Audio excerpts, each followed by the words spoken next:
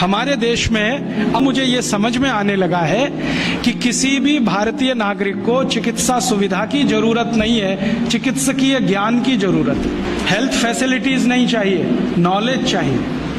Knowledge की बहुत कमी है, और इतनी कमी है कि पढ़े लिखे लोग उससे ज्यादा पीड़ित हैं। छोटी छोटी बातें नहीं जानते। पानी को उबाल के पीना ये इतनी छोटी सी बात है, लेकिन आज के समय की बीमारियों में सबसे इफेक्टिव है, खासकर 3 महीने की ये जो। तो आप उनको बता दो भैया पानी उबाल के पियो, उबाल के पानी पीने से क्या होता है वो समझा दो उनको, 10 मिनट में समझ में आ जाए। फिर उनसे कहो कि खाना खाते हो तो कुछ ये खाओ ये मत खाओ, क्योंकि दिनचर्या ऋतुचर्या जो आयुर्वेद की है ना वो जरूर सीख लो। दिनचर्या और ऋतुचर्या जरूर सीखो, आयुर्वेद की बहुत आवश्यक है। और आपको मैं एक किताब का नाम बोल के जाता हूं, इसको पढ़ो। भगवत गीता जैसे पढ़ी जाती है, रामचरितमानस जैसे पढ़ी जाती है, उस किताब का नाम है अष्टांग हृदय। इसका एक दूसरा नाम भी है अष्टांग संग्रह, पुराना नाम अष्टांग हृदय।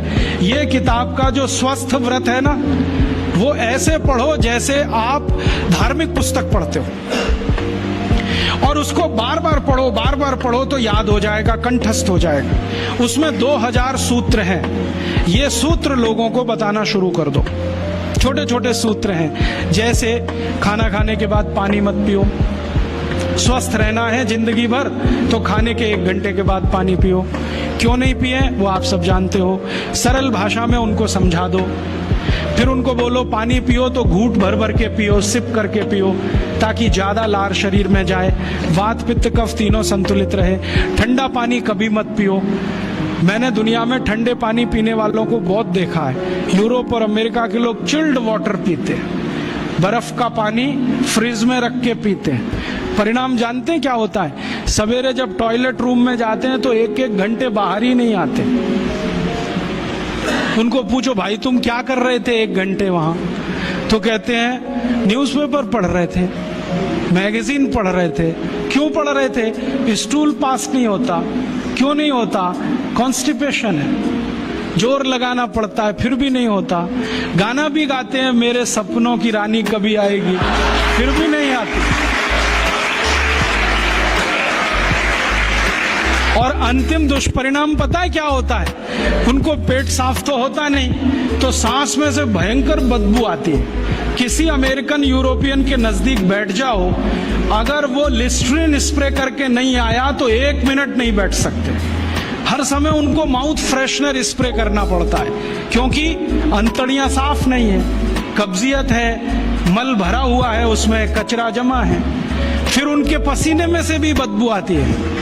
क्यों? कब्जियत बहुत है, और पसीने की बदबू दूर करने के लिए डिओडोरेंट स्प्रे करते रहते हैं।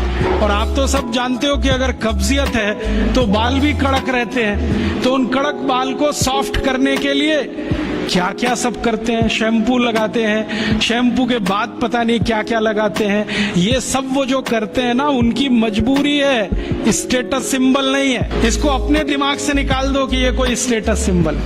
तो सरल भाषा में समझाओ, ठंडा पानी पीने से ये होता है, मत पियो, समझ जाएंगे। फिर उनको बोलो सवेरे उठो तो सबसे पहले पानी पियो। फिर उनसे बोलो खाना खाओ तो बैठ के खाओ, कभी भी खाना खाओ तो पूर्व दिशा में सिर करके मुंह करके खाओ, सो तो पूर्व दिशा में। ये अष्टांग हृदय में इतने अद्भुत छोटे छोटी बातें हैं तो संस्कृत में है, लेकिन अब तो उसका हिंदी भी आने लगा है। तो हिंदी ले लो, हिंदी वर्जन ले लो, इसको पढ़ो, बार बार पढ़ो, और ये जाके गांव में सबको बताओ।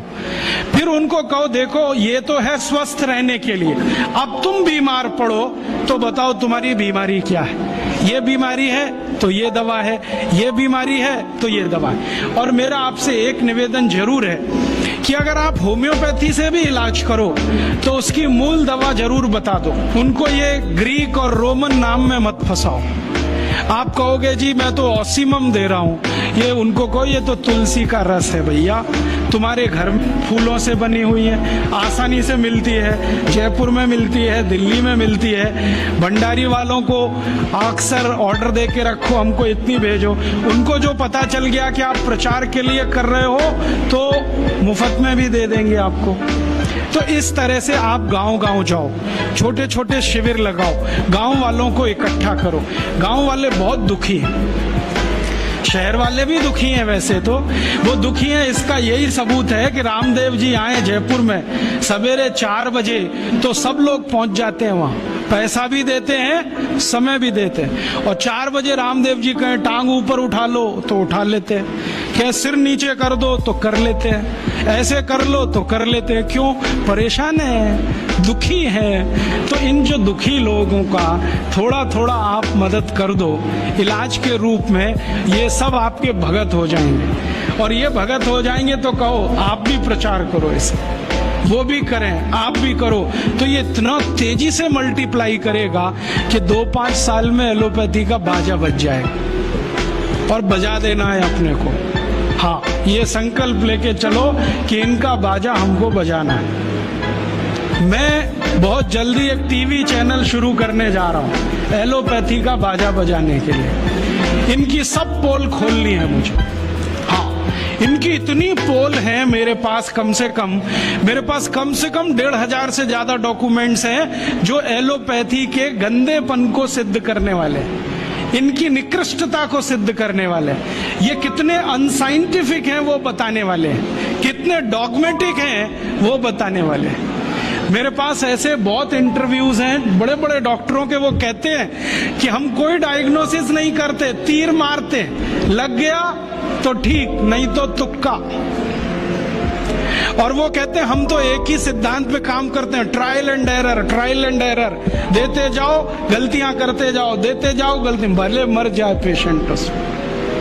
हमारे पास तो कम से कम ये नहीं है ट्रायल एंड एरर वाला। हम तो जानते हैं कि तुलसी है तो उसके ये गुण हैं तो ये रिजल्ट आना ही चाहिए, मेथी है तो उसके ये गुण हैं तो ये रिजल्ट आना ही चाहिए। हमको सब मालूम है, फिक्स है, यहाँ वेरिएशन नहीं है। मेथी के जो रिजल्ट चरक ऋषि को मिले वो आज भी मिलते हैं। इसमें इतना सातत्य है, वेरिएशन कहीं भी नहीं है। तो जो विज्ञान में सातत्य होता है, सत्य ज्ञान वही होता है। तो हमारे पास जो सत्य ज्ञान है इसको लेकर आगे बढ़ें।